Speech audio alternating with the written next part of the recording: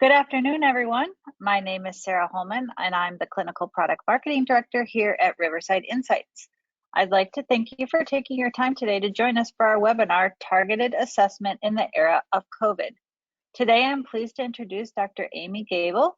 Dr. Gable earned her PhD in school psychology from the Pennsylvania State University and is a licensed certified school psychologist in Virginia and Delaware.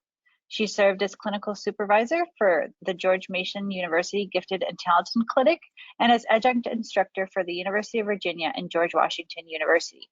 She has provided training workshops both nationally and internationally on a wide range of topics, including linking data to effective interventions, ADHD, reading disorders, executive function disorders, and a variety of assessment and intervention methodologies. She has also authored numerous publications and professional journals and books. We are excited to welcome you today. During the presentation, please leave any questions you may have in the Q&A box on the control panel in your GoToWebinar application. A recording of today's presentation and certificate of attendance will be sent to all registrants by the end of the week. The recording from our previous webinars can also be found on our website at info.riversideinsights.com/clinicalpd. So I'm going to hand it off to Dr. Gable to get us started. All right, thank you very much. And please let me know if you have any difficulties hearing me throughout the presentation. And I just want to go ahead and make sure that everybody knows, that we go through the disclosure. I am a consultant working with Riverside Insights, but I'm also a private practice school psychologist as well as a school system employee. So I have multiple roles here.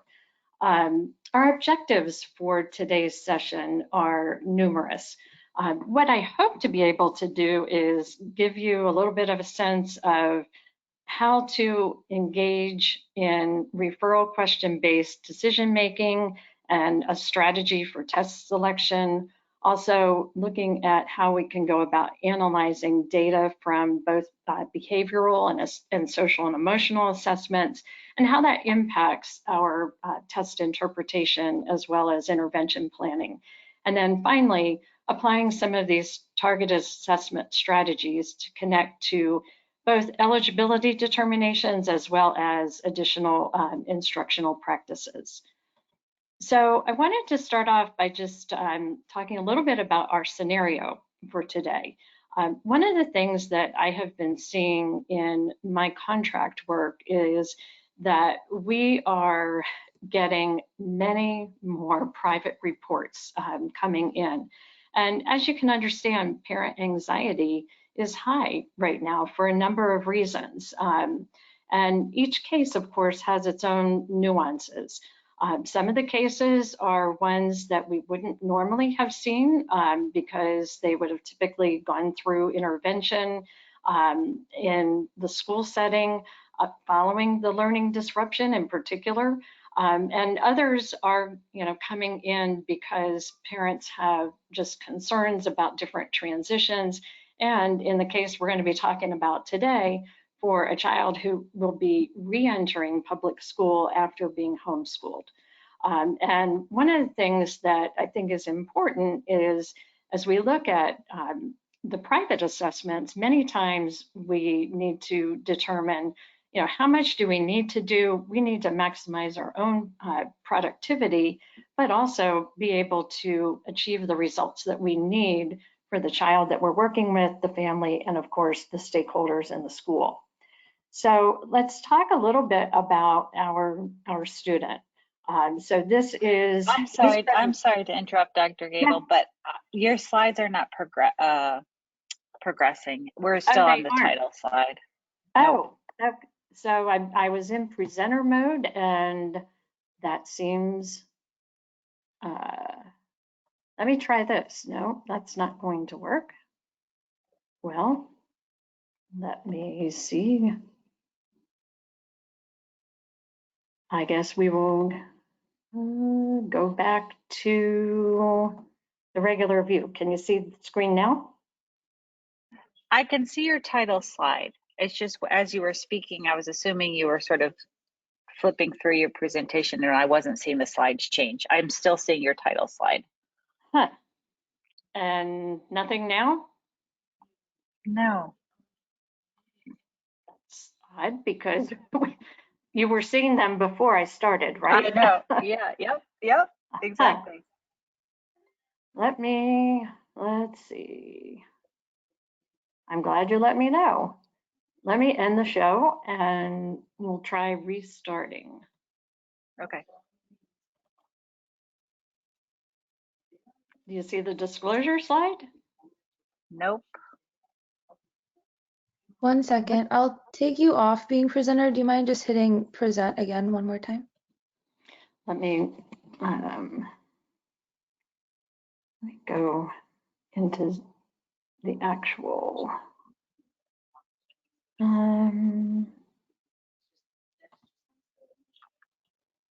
Okay, so I have show my screen on, and do you see the disclosure slide? Yes. Yep. Okay. Yes, there you go. It's moving. Okay. All right, well, thank you. I'm glad, like I said, I'm glad you let me know. That wouldn't have been good. All right, so I will go right into the discussion, though, of this student. And, as I said, we have a child who is entering 6th grade for middle school, has been described as someone who is gifted and very creative. The student is, as you can see, age 11-1. And this particular child was homeschooled during COVID, and but had some prior school experience in both public school for K-2 and private school in another state for grades 3 and 4 before COVID hit. The student has a history of nervousness, social skills deficits, withdrawal, a lot of task initiation difficulties for more of the non-preferred kinds of activities. And the parents really have been talking about some agitation increasing as the transition approaches. So, why is the student being presented to the team, and what are we being asked to do? For one thing, clearly the parents are concerned about the transition. The child has been working with a tutor as well as part of the homeschooling experience. And the tutor has seen attention difficulties, organizational difficulties, anxiety, and some compliance issues, particularly, again, as we look at more of the preferred and non-preferred kinds of activities. So one of the things that we as a team were looking at is, what kinds of accommodations, what kinds of interventions might be necessary in a public school setting, how might those interventions be delivered and by whom, and also, of course, considering whether or not the child might be eligible for any kinds of supports, be that special education or gifted and talented services, or anything in between. So what do we have is really the question that we need to address before we decide, more importantly, what do we need to do? And when we look at what we do have a child who, with the private testing, as I mentioned, ended up with scores that showed extremely high, well-developed verbal comprehension skills. The child had average visual spatial skills, high fluid reasoning, and average processing speed and working memory. So in many cases, as you know from your work with youngsters who have high creativity and seem to have very well-developed cognitive skills, sometimes there's a little bit of a discrepancy between those more analytical kinds of skills and more of the average processing speed and working memory.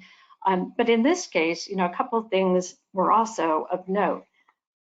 What we see from the observations that the examiner made during testing was that the student was contemplative and reflective, but also showed a lack of risk-taking, particularly when unsure of answers, and attention kind of seemed to wander, and physical activity, increased as the student got a little bit more challenged and uncertain of answers.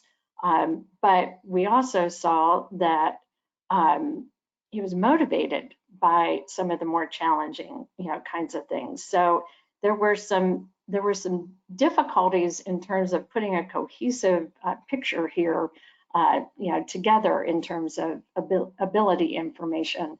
But clearly, is not a student presenting with any, anything in the way of intellectual disabilities or things of that nature. What we also had coming in were some broadband behavior and social and emotional data that was provided.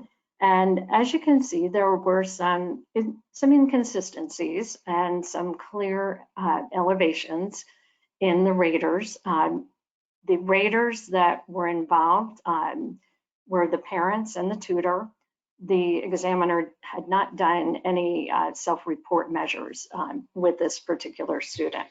So when you think about some of these elevations, we see that with atypicality, the student had the tendency to behave in ways that were considered somewhat odd, somewhat strange, and may not always have an awareness of social surroundings, kind of being unaware of others, and in some ways being in his or her own world.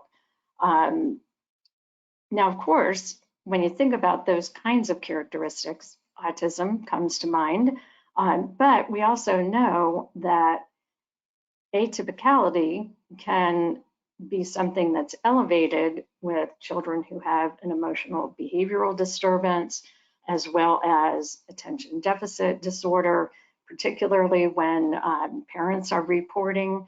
So, we would really need a little more information in terms of what the atypicality was really looking like. And also, when we think about adaptability, we would want to consider, what kinds of adaptability issues were there, because adaptability could certainly point to a variety of problems. Could be confused thought. It could be a potential decompensation that's beginning to occur, or thought disorder. And again, that without eyes on this student, that was one of the concerns that we had in terms of looking at the appropriate programming. But we certainly saw within some of the information that was provided that changes in routines, changes in plans and transitions, and recovering after setbacks was somewhat problematic. And that, certainly raised some of the concerns that we had in regard to how in a public school setting we would be programming for this child. So adaptability, resilience, that kind of a thing was something that a construct that we were really interested in, as well as signs of anxiety, attention problems, and withdrawal. There were also indications of fluctuations in executive functioning, just like I mentioned in the cognitive testing that was done. Depending upon the environmental demands, the task demands, there were some fluctuations there, and certainly some potential emotional regulation difficulties. Any questions or anything that I should address before we move on? All right. So when we're going about choosing the right assessments, we really need to think about what our purpose is. And there could be many reasons, why we're considering a student and why we're thinking about assessment. And in this particular case, I mean, not all of these items apply to this particular case, but certainly we were looking at perhaps an initial eligibility determination, whether that might be a 504 or special education. We were also, just certainly considering what kind of interventions and what kind of plan we needed to put into place, regardless of special education or 504 eligibility. And, not so much in this case, but in many of the other cases that I've been involved in where a private report has come in, I have the bullet of due diligence. And what I mean by that is in the system that I have been supporting, we have had a considerable number of referrals come in talking about needs for out of school placement, things of that nature.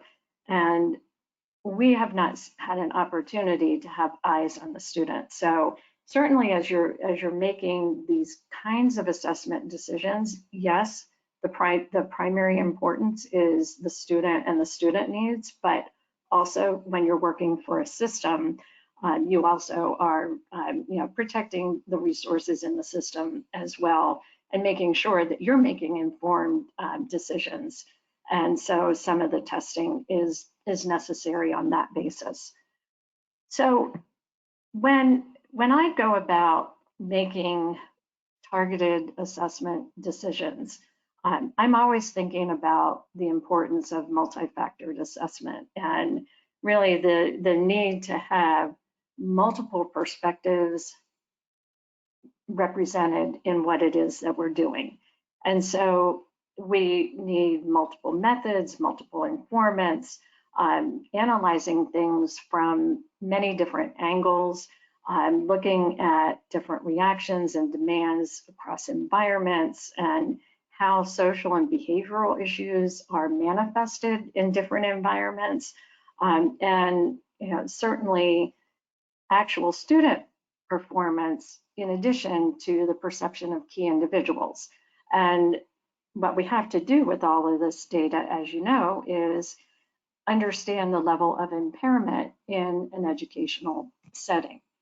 So I wanted to just pause here for a moment and ask you to think about, from your perspective, based upon what you've heard, what are some things that you would think we would need to investigate?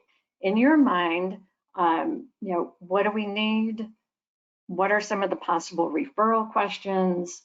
And if you can really think about that and maybe write just a couple things in the chat box to indicate where you're thinking in terms of what do we need and how should we proceed. An example, could be we saw the atypicality was high. Do we need an ADOS? Maybe, maybe not. How much is distractibility a consideration? Note that I didn't cover any academic testing that was available. All reports that we had from the tutor and the parents were that things were on grade level and didn't seem to have any major concerns regarding actual grade level performance. We do have some suggestions coming through. We have a BASC. We have a question of whether there's any report of level of functioning prior to COVID. Additional suggestion, child's feelings about transitions, looking deeper at ADHD and executive function, possible bullying in earlier school situations. Why not a self-report for behavior and executive function? ADOS achievement testing, ADHD, anxiety about going back to school. Would be interested in what homeschooling was like for the student. personal observation requested, why assess if he doesn't have problems with grades, and we should look into developmental past and the situation at home. So lots of good suggestions there. Lots of very good suggestions, and that's that's one of the things that is always hard in a presentation like this. This is based upon a real case. It's not all of the components are completely the same, but lots of good suggestions in terms of what what y'all are talking about.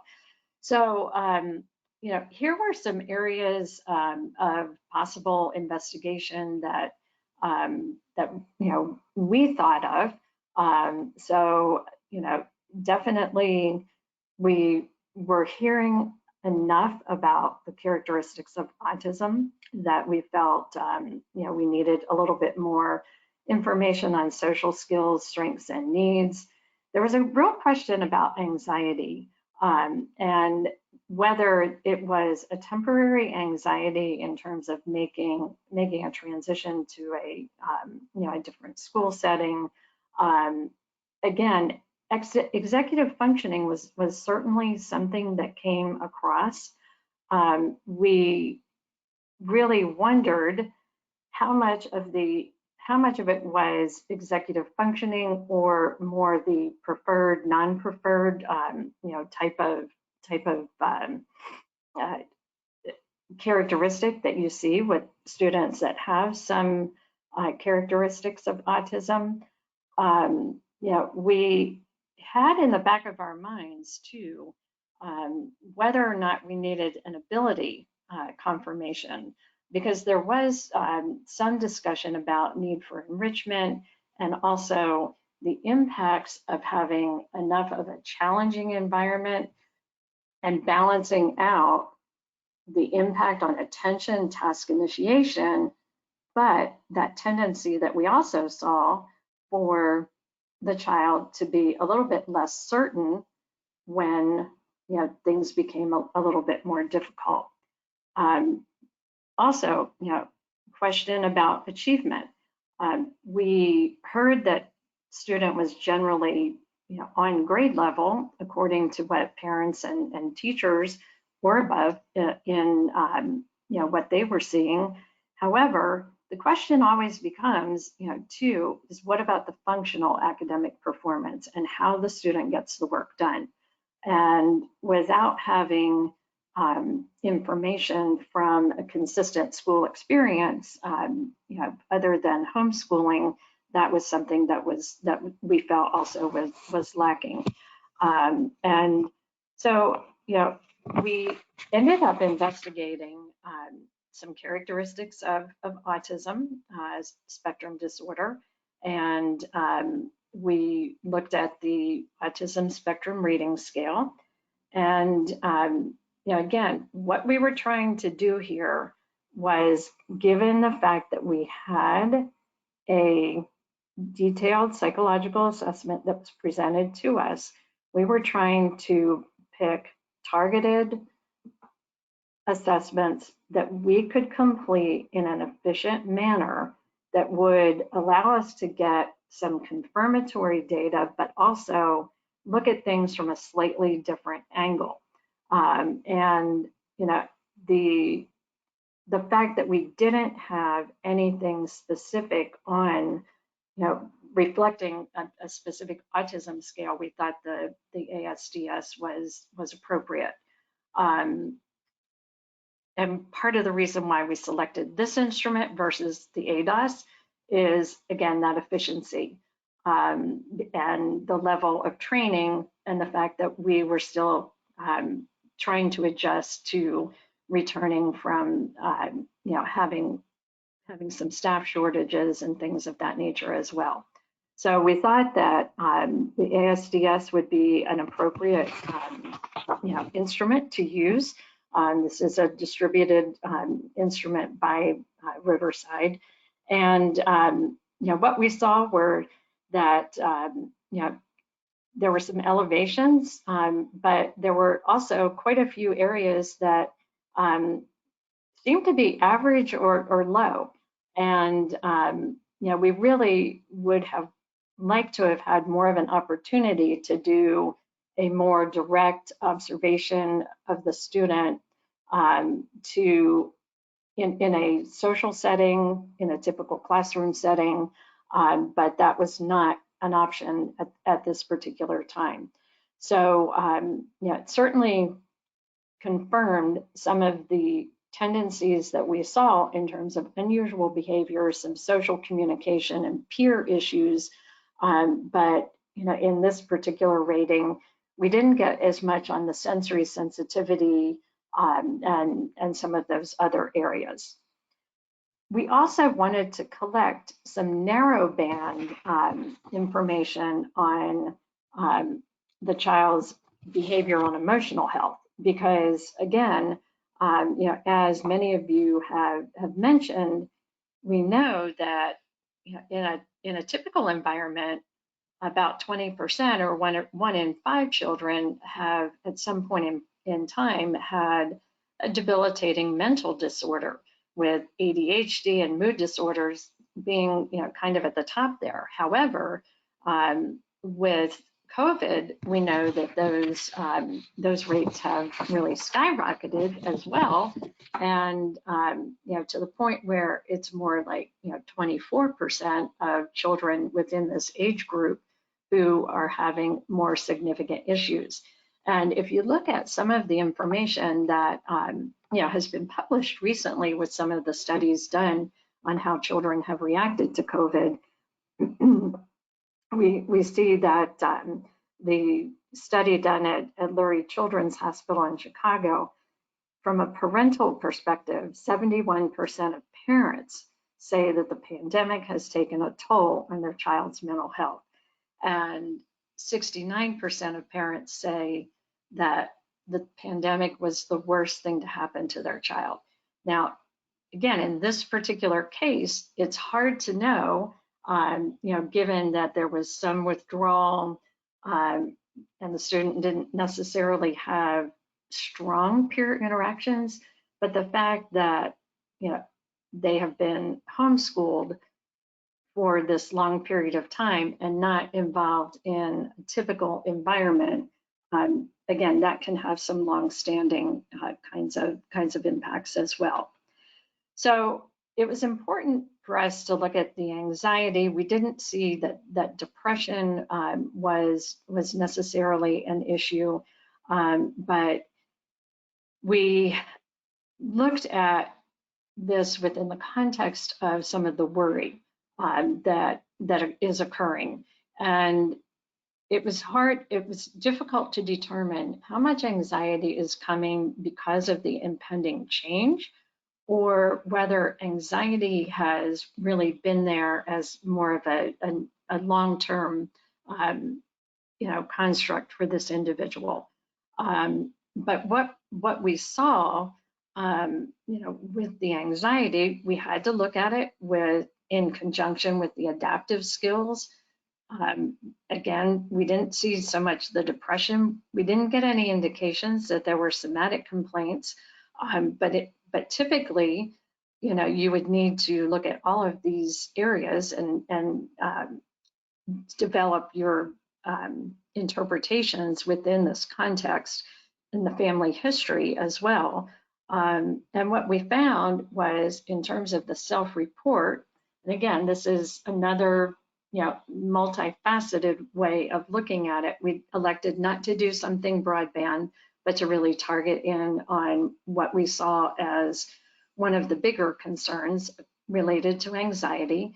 And what you see here is that, the child was not seeing, too much anxiety in the way of worry.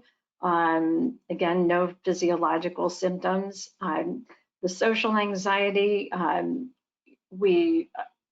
that has to be interpreted carefully as well, because if you already don't have a tendency to be a very social person, you may be less concerned, and you wouldn't be worried about what other people think about you. But that defensiveness, as well, nothing really indicated that anxiety as a disorder was something that we needed to really focus on.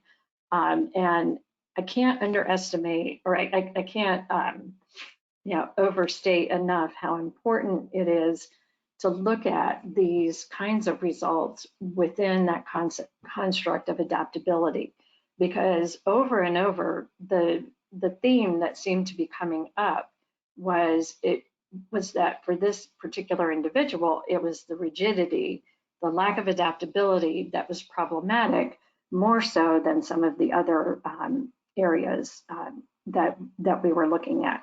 And that's why this targeted assessment to rule in and rule out was important. We also, of course, had a thorough history. And excuse me for a second, I've got to grab a Kleenex. It even happens during webinars. So our social worker did take a thorough history as well, and that was invaluable in terms of getting insights. And some of you had mentioned this as when you were hypothesizing and doing the activity, because we needed to look at when was the symptom onset. We learned that the child had some delays in speech and really interacting with people from a very early age, had worked with a speech therapist at age 4, but then seemed to take off since age 4, but always remained rather shy, rather reticent, and kind of just in your own world.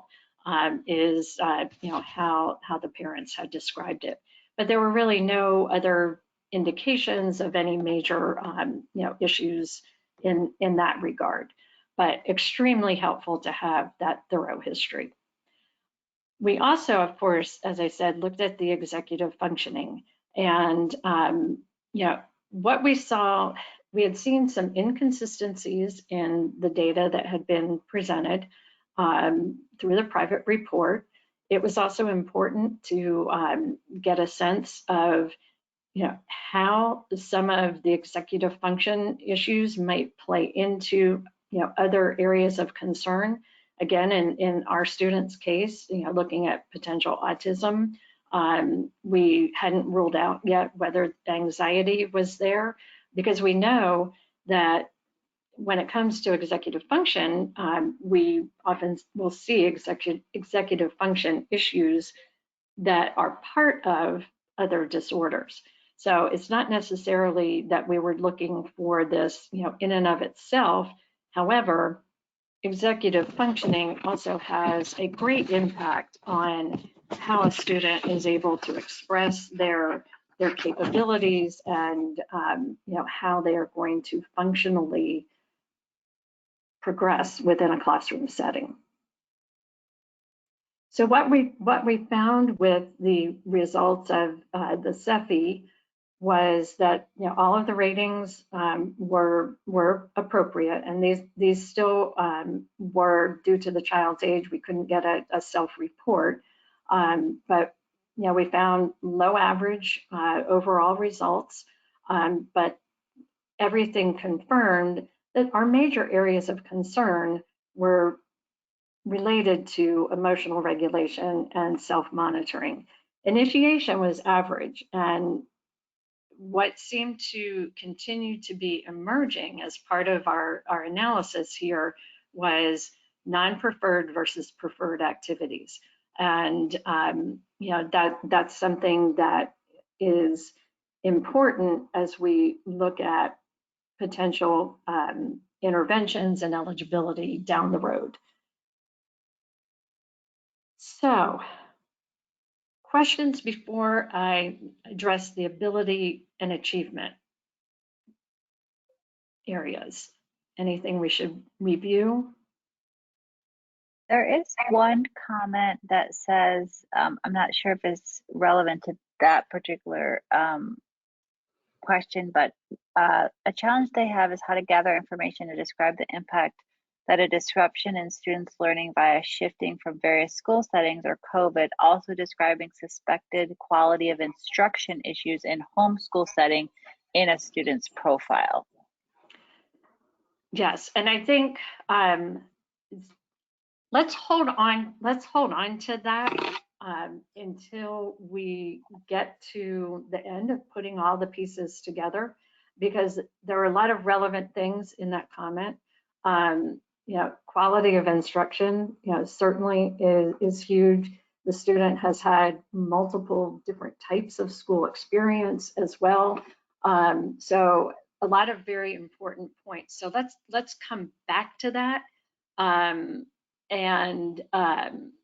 We'll, please, whoever made the comment, ask that question again, or we can talk about it further. So with the achievement and ability question, we did decide to do just the GFGC from the Woodcock-Johnson cognitive battery. And here are some reasons, why we decided to use the GFGC.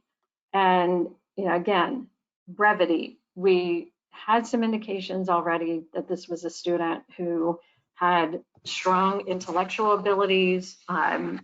We had questions about processing, but we weren't necessarily getting the impression that this was a student who was coming across with an LD type of a profile. So we wanted to have something that was brief, confirmatory, and also confirmed and helped us target the identification of the cognitive strengths and needs.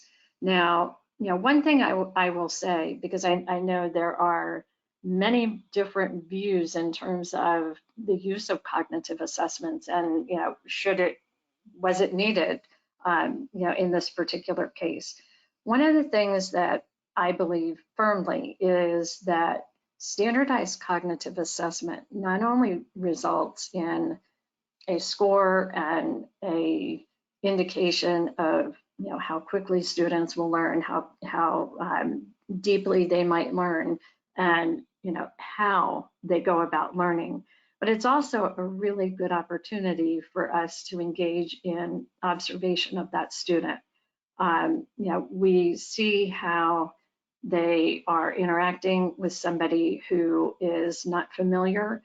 There are tasks that are similar to what is involved in school. There are tasks that challenge the student, and so it really gives us, in a very brief period of time, an opportunity to see how a number of things about that student.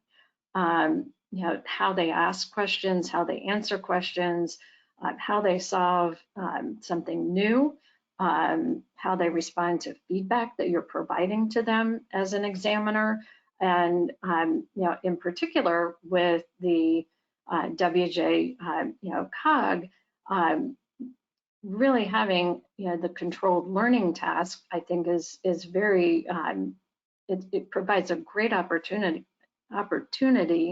because it is a very different sort of task. And I wish that the digital version would have been available. I know that Riverside is working on it, but we still use the paper and pencil, and when we did this. But again, you can see here that largely the cognitive ability results were confirmed. However, there are some slight differences. The confidence interval data, is very, very close. I mean, again, I didn't give you specific scores on the initial information that we had, but in terms of observations during that testing, with tasks that required, a little bit of writing, and possibly some more advanced quantitative and possible some verbal mediation. The student had a little bit more difficulty. Tasks that are requiring executive functioning capabilities, learning from feedback, looking at mental flexibility, which is again, something that is involved in that concept formation task. That helps us to verify with student-based performance some of the rigidity when it comes to cognitive functioning as well. And what I saw when we were working through some of these tasks was that in number series, sometimes the student would be off by maybe one. It took more time to complete the task than was allotted. So some things like that these kinds of tests aren't all about the scores. But we do have some confirmatory evidence. So one of the things that I think is important, and one of the key goals of this particular webinar was that although this slide is titled Systematic Approach to Interpretation, it also is about not just a systematic approach to interpretation, but also to, with the assessment tools that you are, that you're using. So that combination of rating scale and checklist data, interview data, I mentioned the social history. I didn't mention that, using the item level responses, for example, from the revised manifest anxiety scale. That's a great spin-off for a clinical interview with a student. So that was also part of what we did. The observational data, it would have been so helpful to have an actual classroom observation, but we had to rely on what we had at this point in time. So really having the opportunity to actually see and work with the student to obtain those observations was extremely helpful. And of course, as we said, having that performance-based data. Now, the systematic approach to interpretation, of course, has to be, within the child's overall context. And so, what's next? We know that the child potentially had some disruptions in learning. We know that with the homeschooling, the child was working with a tutor who did have certification in education, elementary education. So we can assume that what was being provided was acceptable. But of course, being homeschooled and not being with a group, as with all of the children who had learning disruptions, it's not the same. And they are learning things differently and not knowing the full extent of the resources, the learning resources that were available to the student and used with the student. So I've given you a couple of test results. I've mentioned that although we don't have the exhaustive information, the exhaustive data, there was norm referenced achievement testing done. That was within normal limits, but discrepant from ability. And within the achievement testing, writing, planning, and organization and the execution were relative weaknesses. I mentioned through the social case history that the child was speaking well by age 5, but there were some delays, that the child was sort of described as being, in their own world and really engaging in more one-way conversations with topics that were really of interest, to him. There were a couple of indications of some stereotypical behaviors in the past. As a young child, had some flapping, but nobody was really seeing anything like that right now. But sometimes just like leg shaking and needing to stand instead of being seated.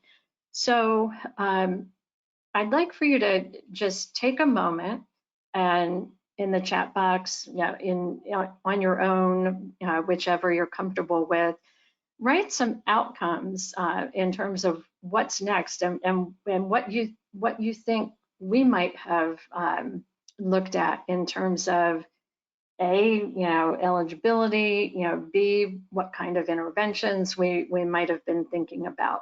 So just take a moment and just jot some thoughts down.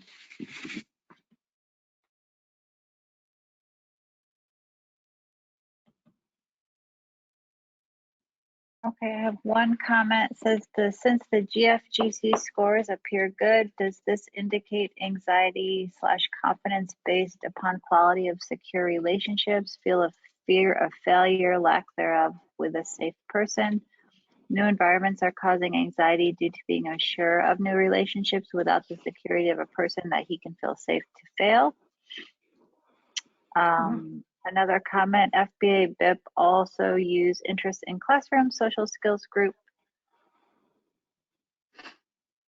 Okay, great.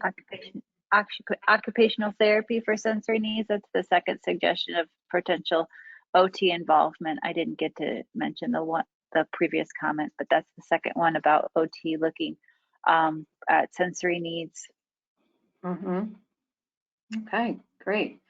And so you were right on target with some of the suggestions that you're making based upon the data that we had. And of course, we used what we collected as well as what was provided to us with the private report. From the get-go, of course, we created an effective team with all of the key stakeholders. The comment about involving an OT, that probably would have been helpful to get some more information on sensory capabilities. We elected not to do it at this juncture and leave it to when the student actually entered the school, because we wanted to start with more of a consult, since there was we weren't sure about how much, educational impact with regard to, actual OT, but certainly from a sensory perspective, perhaps. We, of course, looked at the kind of, environment that the child had been in and used a systematic approach to interpretation. And then what we did was just really develop a plan based upon the most intensive risk factors that we saw, as well as using some of the strengths. And I don't want us to forget about the strengths, because when it all comes into place in the school setting, it isn't just about looking at that child's weaknesses, but there were quite a few strengths that the child has that we want to make sure we really maximize and use in order to begin to bring the child into more and more success. So we developed plans that addressed emotional and behavioral regulation. And I'll go into a couple more specifics, really looking at involvement in creative projects with an element of choice, looking at that preferred and non-preferred.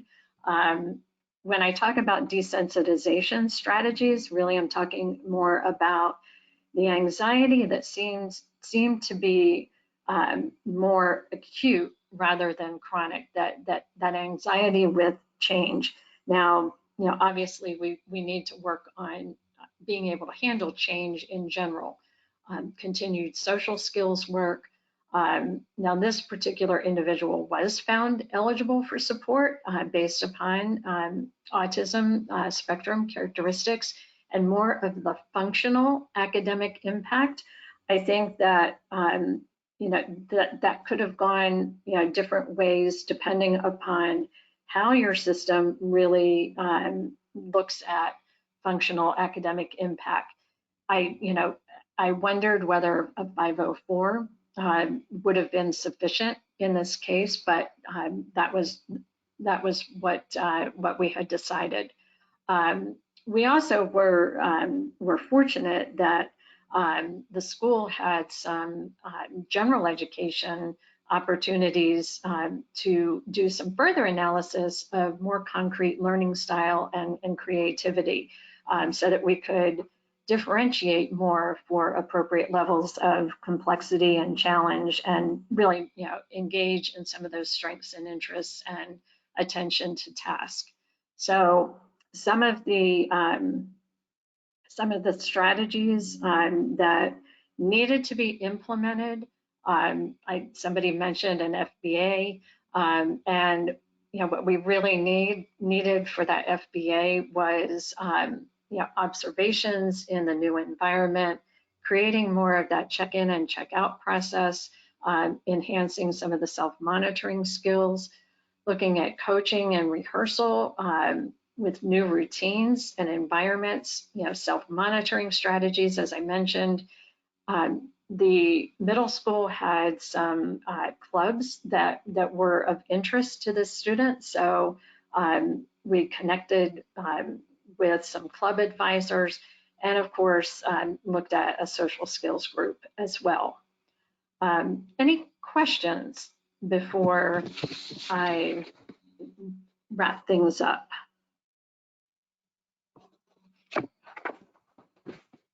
I'm not sure if you want to take it now or sort of at the end, but there is sort of a question about applying sort of this model or this strategy to more, what they say, impoverished rural districts that might not have some of the resources or teacher capabilities to challenge this particular student's above average cognitive ability.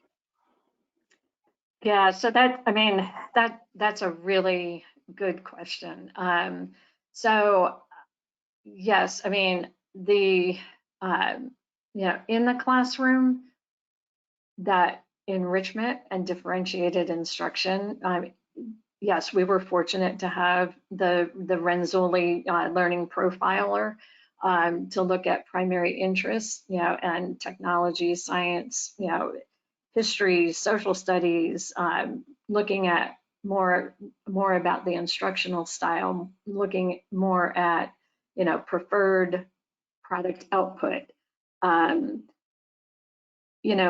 These are pieces of information that you can gather also through targeted interviews with students. I think there are some informal checklists that can be used. And so, the profiling piece, I think, there are many different, options and opportunities. I think, in my mind, one of the real differentiators with the Renzulli is that based on the profile, the teacher gets a whole list of enrichment activities that the teacher doesn't have to find, to the point where there are projects and independent studies that can be done that make it easy and so much less burdensome. On the flip side, though, in a rural area where you may have groups of teachers that could engage in a professional learning community, and find some different resources that exist on that are related to the curriculum at multiple grade levels. It doesn't have to be it doesn't have to be, as exhaustive as what, exists in something like the Renzulli, but something, and that grouping, that bank of, enrichment activities, for example, would be really helpful, I think, for a rural district. And I mean, there are so many things that you can find and search on the internet, and that may be a good place to start. Maybe there's a collaboration with a university that is in the area, that has students who are available to research enrichment kinds of activities and help deliver them. But it's true differentiation. I mean, there's the art and the science of differentiated learning. And again, we were fortunate, and something to think about in terms of working with your staff as a whole. There were also intervention blocks that were built into schedules, so that everybody, not just identified students, but everybody had a time during the day that was dedicated to intervention. And that's important. And when we think about how school structures need to change, this is something that is very much on the school-wide radar, but certainly individuals can try to help move things along. But I think that one of the most important things too, in terms of thinking, what our role can be, we can advocate for students, and we can advocate for these kinds of resources by using the data that we have through reliable and valid methods of obtaining data from multiple sources. Using that team input will yield better intervention data, and understanding that the emotions, the behaviors, and certainly the experiences, particularly during disrupted learning, how that is going to impact the expression of cognitive abilities and the expression of academic achievement. And although not the main feature in this particular case, many of the private evaluations that have come in and are presented before my teams, it's also helping the parents understand the impact of disrupted learning on achievement. Because I know we're seeing many parents who are extremely anxious about the fact that their children are not reading, where they expect them to be, or have not acquired some of the skills. And it's important that we take an educational role with parents as well, in terms of helping them understand the impact of disrupted learning. So, any other questions? There are several that have come through, but I think I will work with you to sort of get some responses sent out to people, because we are out of time, and we know you are very busy at this time of year with all of your responsibilities. So we appreciate you taking the time out of your day to attend the webinar. Again, if you had a question that did not get answered or was not resolved, we will work with Dr. Gable to get some responses out to you. Thank you again, Dr. Gable, for the amazing presentation, and thank you everyone for coming today. Please be sure to be on the lookout for further webinars and professional development, and we hope to see you again soon. Thank you. Thank you so much.